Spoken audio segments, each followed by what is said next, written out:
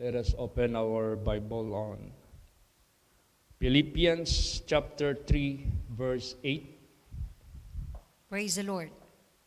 Ye doubtless, and I count all things but loss for the excellency of the knowledge of Christ Jesus my Lord, for whom I have suffered the loss of all things, and do count them but dung, that I may win Christ. Ayan. So kilala naman natin si Pablo before he was converted into a Christian. Alam natin kung sino si Pablo, ano ang background niya, gaano siya kasamang tao, gaano siya bilang isang Christian persecutor. Hindi basta-basta yung kanyang mga pinanggalingan din na reliyon na kilalang kilala at sikat na sikat, bantog na reliyon. Pinagmamalaki ng mga tao na membro dyan. Katulad ni Pablo, he was proud at that time, kahit naman sa kanyang pinanggalingan na reliyon. Subalit, ano ang naging buhay niya?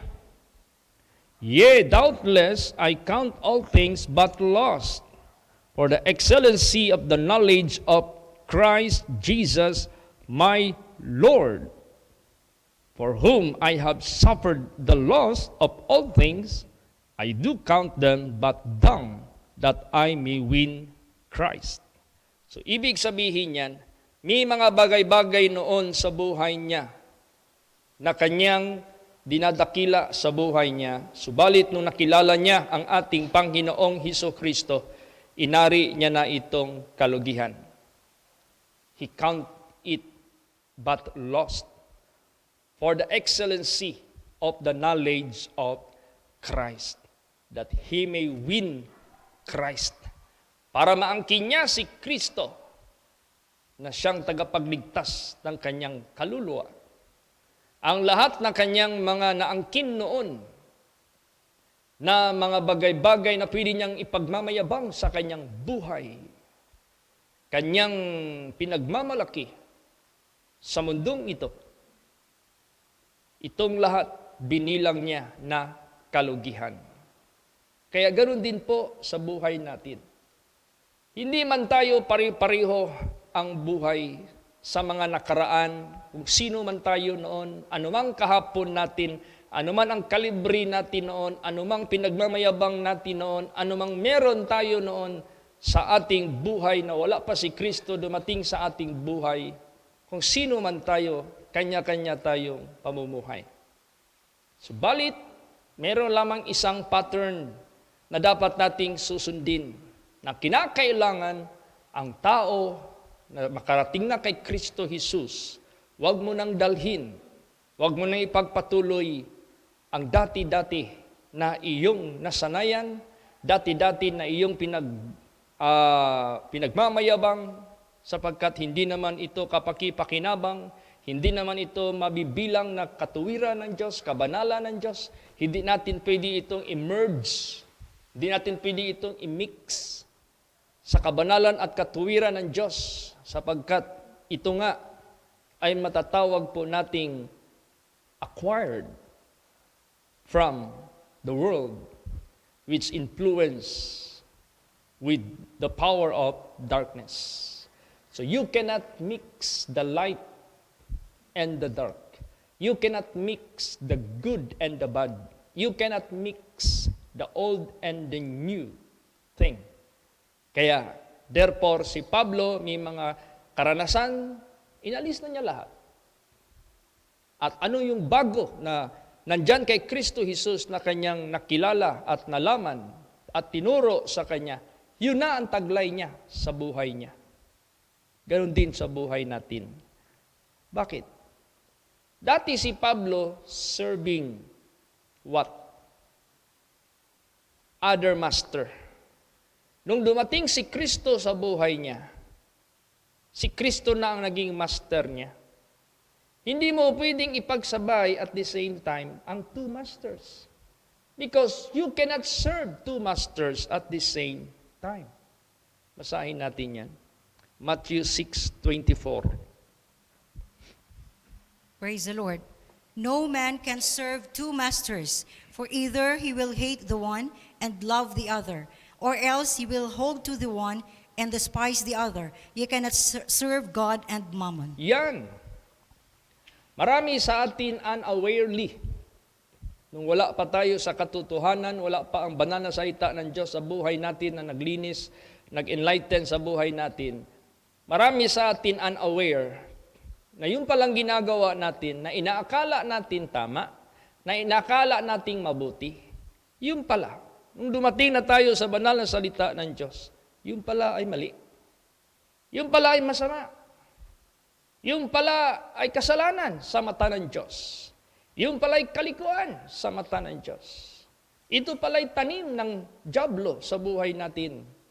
Katulad sa kanyang ginawa kang Adam at kang Eva at sa mga tao nung unang panahon na nahatulan sa kapahamakan dahil sila ay tinaniman ng kasanulingan ng masamang espiritu, lahat ng mga kasamaan sa mata ng Diyos. E nung dumating ang propeta, dumating ang ginagamit ng Diyos, hindi sila nagpakumbaba, hindi sila nagsisi, nagpatuloy sila araw-araw sa kanilang kasamaan hanggang natulan sila. Kaya sa buhay natin, kinakailangan hindi na natin dalhin yung ating inosency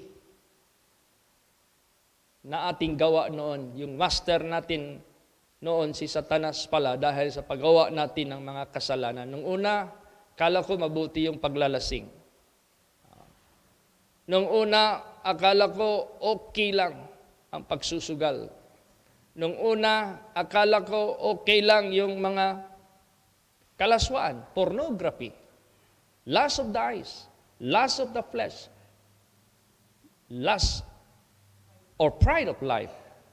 I thought yung lahat na yon I am enjoying before because all the way I know it's just okay. Nung dumating na ako sa banal na salita ng Diyos, it's not okay. It is unholy in the eyes of God.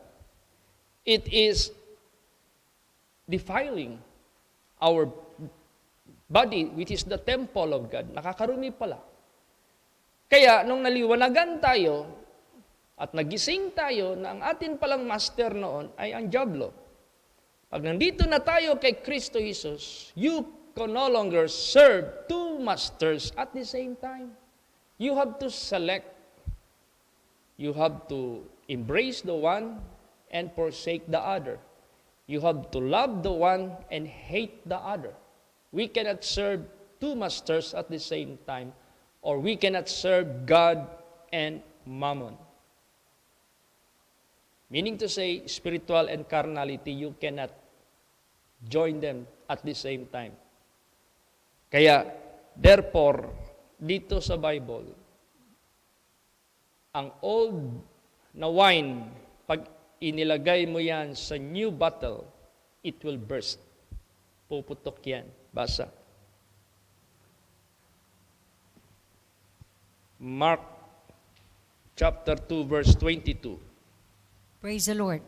And no man putteth new wine into old bottles, else the new wine doth burst the bottles, and the wine is spilled, and the bottles will be marred. But new wine must be put into new bottles. Yan. Yung new wine, hindi mo yan pwedeng ilagay sa old bottles. It will burst. New wine must be put into also new bottle. So ganun din sa buhay natin. If we are in Christ Jesus, we cannot bring with us the old nature, which is sinful, which is unrighteous, which is worldly, which is unholy. You cannot bring it together with you and with Christ. Kasama mo si Kristo. Maglalaban yan. Puputok yan. Nalaala niyo yung mga experience ni Pastor Samuel Algabre, na pag may mga maprehan siya, na may mga kasamang agimat, kasamang kapangyarihan ng kadiliman sa katawan ng tao, pag lay hands niya, puputok. Anong puputok? Matutumba yung tao. Sa hindi inaakala ng tao mismo at ni Pastor Samuel Gabriel. Bakit? naglalaban yung kadiliman, kapangyarihan ng kadiliman at kapangyarihan ng liwanag. Ganon din sa buhay natin. Huwag mong i-provoke ang Diyos to anger. Na ihalo mo yung old nature natin na hindi karapat-dapat sa mata ng Diyos. Dalhin natin, ikaw, nag-asawa ka. Tapos pinamit kang babae na old or ex. Kinasal ka na. Dalhin mo sa bahay, naku, puputok, sigurado. Ganon din, sino ba yung ex natin? Di si Satanas? Oo. Pag nandito na tayo kay Kristo Jesus, huwag mo nang dalhin yan kasi puputok talaga yan. Mag-aaway talaga yan. It cannot hold together. Hindi yan pwedeng magsabay. Kaya sa buhay natin, tandaan natin, expect that if you are already in Christ Jesus, you should be new creature. All things are gone. Wala na. Behold, that could be observed, could be seen by many. Makikita yan, mapapansin yan ng lahat. That all things are become new. Bago na ang lahat. Hindi mo na iisabay ba? Basahin natin. 2 Corinthians 5:17. Praise the Lord. If any man be in Christ, he is a new creature. Old things are passed away. Behold, all things are become new. Yes. Ganon. Hindi pwede. You are already in Christ Jesus. Then old things is still in you. Nandyan pa rin sa buhay mo yung old things. Lust of the flesh, lust of the eyes, pride of life, worldliness, ungodliness, unholiness, sinfulness, lahat-lahat dyan. Wala na yan. Wala na talaga yan. Kasi unang-una, pinatawad ka na ng Diyos. Ikalawa, God has warned you. Go and sin no more. God gave you the instruction, be not like as the dogs. After they vomit, afterwards they will eat again. Be not like the swine. Pag niligo, sinabon, parang baboy ba? Pag niligo, sinabon ng may-ari, puting-puti na siya. Pag makakita ng putik, hihiga, lulubog. Ayaw yun ng Diyos. Kaya sa buhay natin, bago na ang lahat. Praise the Lord. All things are become new. Kasi hindi naman natin pwedeng sabihin, hindi, pagdating ko dito kay Jesus Christ, dati na ako malinis. Dati na akong banal. Wala akong kasalanan, wala akong kalikuan, wala akong karumihan. You are a liar. Sinungaling ka pag yan ang iyong sinasabi. Bakit? Basa. Romans 3:23. Praise the Lord. For all have sinned and come short of the glory of God. Yes, lahat ay nagkasala, meaning lahat ay makasalanan.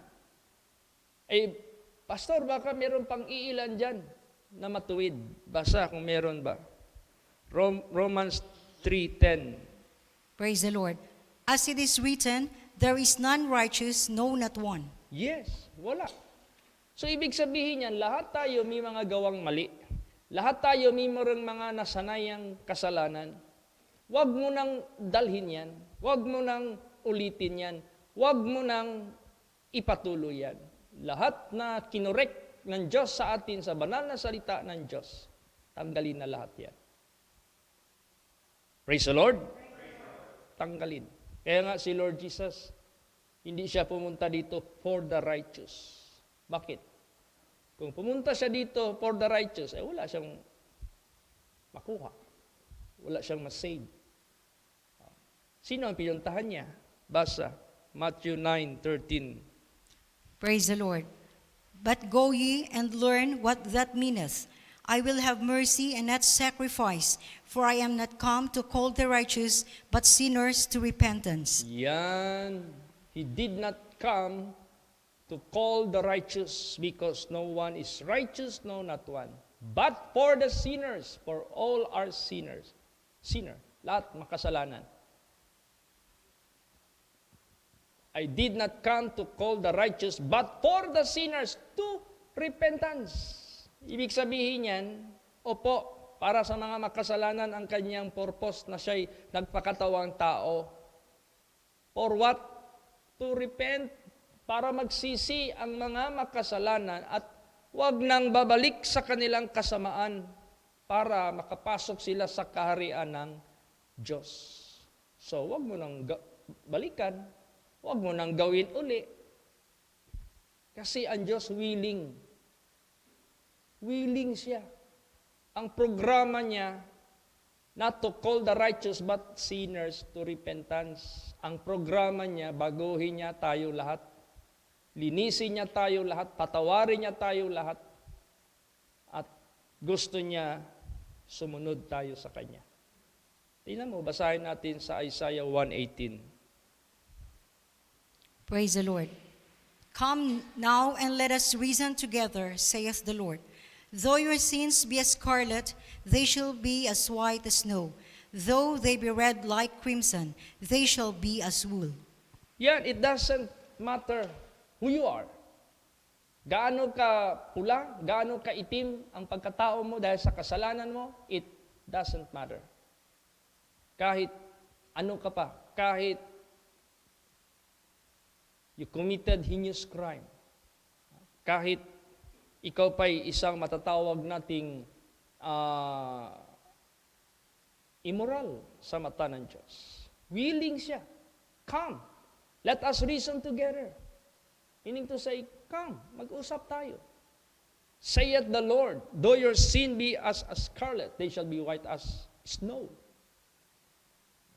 And if ye are willing and be obedient, then you will eat the good of the land. Yan ang gusto ng Diyos sa buhay natin. But if ye rebel, then you will be devoured by the sword. Kaya, ganun po. Intindihin natin ang lahat. Yun talaga ang gusto ng Diyos, magsisi ang mga tao, magbagong buhay. Tulad nitong pandemic na ito, what is the most impact to humankind? Ang mensahe galing sa langit. Why is this pandemic is now happened dito sa sanglibutang ito? This is a message for everyone to repent, to turn away from their wicked ways. When God hear from heaven, He will heal the pandemic. Praise the Lord. Yan ang gusto ng Diyos. Basahin natin 2 Peter 3:9. Praise the Lord. The Lord is not slack concerning His promise, as some men count slackness, but is long-suffering to usward, not willing that any should perish, but that all should come to repentance. Yes. He is not willing that any shall perish because of sin, because of wickedness, because of unrighteousness, because of ungodliness. Yes. Ayaw niya. God hath no pleasure in the death of the wicked, but let the wicked turn from his way and live. Why you should die? Bakit ka mamamatay? Bakit ka magpapakamatay? O people of God. Kaya, ganun ang objective ng Diyos. Mag-repent. God is not willing that anyone shall perish, but everyone must come to repentance. Magsisi talaga. At wag nang gawin ang kanyang kasalanan. Kaya sa buhay natin, huwag tayong makipag-conform sa sanglibutang ito. Kasi ang sanglibutang ito, before we meet Christ, before Christ is in us, we are belong to the world. No? Sa sanglibutan tayo. Pag nandito ka na kay Kristo, leave the world. Do not bring in Christ. Huwag mong dalhin kay Kristo yung masanglibutang ito. Basahin natin. Romans 12 verse 2. Praise the Lord.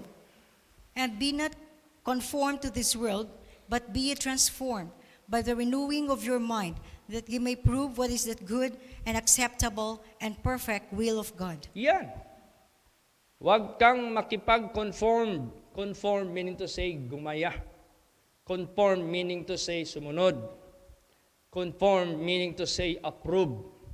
Be not conformed to this world, but be transformed. Transformed meaning to say, magbago ka. Galing ka dyan, magbago ka. Dito ka na kay Kristo. Galing ka dyan, magbago ka, makinig ka kay Kristo. Tanggapin mo ang turo ni Kristo at magbago ka. By the renewing of your mind, itong utak natin, itong mentality natin, itong nasanayan na natin noon, magbago tayo. Huwag kang maging remain the same. You must renew your mind. Baguhin mo yung isip mo. By the renewing of your mind that you may prove what is that good. Before you cannot prove what is that good. Because there is no goodness in you. Wala pa si Kristo sa buhay mo. How could you prove what is good? Ngayon, nandito ka na kay Kristo, so do not bring in, huwag mo nang dalhin kay Kristo yung sanglibutan para ma-prove mo what is that good, acceptable, perfect will of God. Praise the Lord.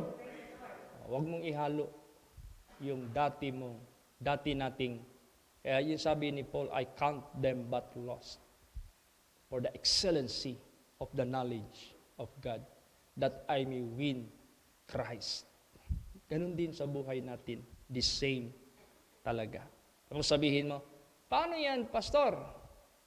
Mas marami yan sa sanglibutan, we are being outnumbered. Talo tayo. Mas makapal ang gumagawa ng worldliness, ng vices, ng kalikuan, ng ungodliness. Mas marami sila. Kunti lang tayo. Huwag kang magbase doon. Salvation is not majority rule. Hindi paramihan ang kaligtasan. Ang kaligtasan is our faithfulness, faith, obedience, submission to our Creator. Yan. Magpasubmit lang tayo sa Kanya. Mag-humble lang tayo sa Kanya. Maniwala tayo sa Kanya at sumunod tayo sa Kanya. That's it. Yan ang gusto ng Diyos. Ayaw niya talaga na gaya-gaya ka sa sanglibutang ito. Pag tingin mo, kunti lang kami holy place. Doon sa labas, mas marami. I rather follow the plenty. Mas marami sila eh. Wag, mali yan. Basa. Exodus 23 verse 2. Praise the Lord. Thou shalt not follow a multitude to do evil, neither shalt thou speak in a cause to decline after many to wrest judgment. Yan.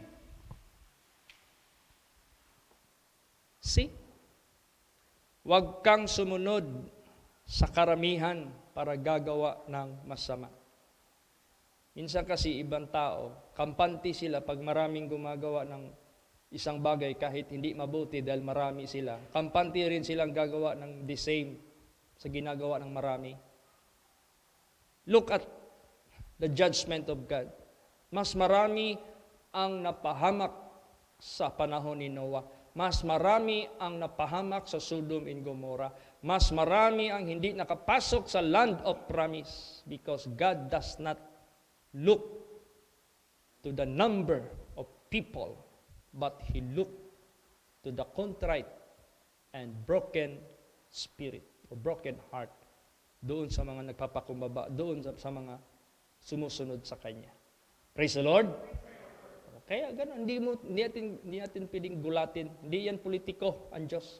Ang politiko kasi, takot masagasaan yung mga tao kasi sila yung mag-install sa kanila. Kaya they are so friendly, they are so, they conform to what they want. Kung anong gusto ng mga tao, mag-conform talaga sila. O, kunyari, ang Pilipinas, wag lang sanang mangyari ito. 65% of the population of the voters, registered voters of the Republic of the Philippines, gusto nila ng same-sex marriage.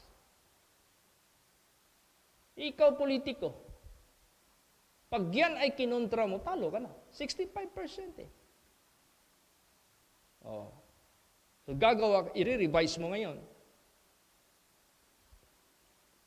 O kaya palagay natin, 65%, wag lang sanang mangyari. of the population of the registered voters of the Philippines, they want to legalize marijuana. Tulad sa ibang bansa, nangyari na yan. O ngayon, pag kinontra mo yan, talo ka. Hindi ganun ang Diyos, hindi siya politician. Praise the Lord. God is God. He has His own quality. And He will never compromise. Hindi siya compromiser. Kaya pag tayo nandito na kay Lord Jesus Christ, be like Him. Huwag kang mag-conform sa sanglibotang ito. Porque marami ang gumagawa niyan. Majority of the people of the world gumagawa niyan. Gagawa ka na rin kahit nababatay sa kanyang banal na salita, mali. Huwag, ayaw ng Diyos yun. Praise the Lord. Tingnan mo ang ating Panginoong Kristo. Ano ang pinakainingatan niya sa buhay niya? Di ba nagsabi si Lord Jesus Christ, I sanctify myself that you will be sanctified. O, ibig sabihin yan, hindi siya naggawa ng kasalanan para ang tao, hindi rin gagawa ng kasalanan. Tinukso siya, hindi siya nagpatukso para ang tao, tutuksoin din ang taning, ang diablo, hindi rin magpatukso. Ginawa yan ni Lord Jesus Christ. Kaya iningatan niya ng husto. Basahin natin anong sinabi niya. John 14:30. Praise the Lord. Hereafter I will not talk much with you, for the prince of this world cometh and hath nothing in me. Yan, walang bahagi ang prince of this world, si Satanas. Wala siyang bahagi sa akin. Wala siyang makukuha sa akin. Wala siyang nakita sa akin na meron siyang claim. Meron siyang right to claim something in me. Wala. Kasi hindi nga ako nakipag-compromise sa kanya. O, ganun. O, di ba? Pag tumanggap ka ng pera sa isang masamang pinanggalingan, anong mangyayari? Hindi mo talaga siya isusumbong kasi nakinabang ka eh. Pag isusumbong mo siya, ituturo ka rin, nakasama ka, sigurado huli ka, kasama ka. Pero si Lord Jesus Christ, walang bahagi si Satanas sa buhay niya dahil hindi niya tinanggap ang offer ni Satanas sa kanya. The same with us. Praise the Lord. Ganon din sa buhay natin, huwag na nating dalhin yung mga old things. Dapat that must be passed away already. Dapat wala na yan. So ano ngayon ang meron sa atin? Iba na, bago na, si Kristo na ang ating isuot. Basa, last verse. Romans 13:14. Praise the Lord. But put ye on the Lord Jesus Christ, and make not provision for the flesh to fulfill the lust thereof. Yan. Isuot nyo si Panginoong Hesukristo at huwag na kayong maglaan para sa laman, para gawin ang masamang pita yaon. So, ibig sabihin yan, cut your connection with sin and put on the Lord Jesus Christ. Si Jesus na isusuot natin. Siya na yung makita sa buhay natin. Siya na yung bida sa buhay natin. And we are being detached from Him.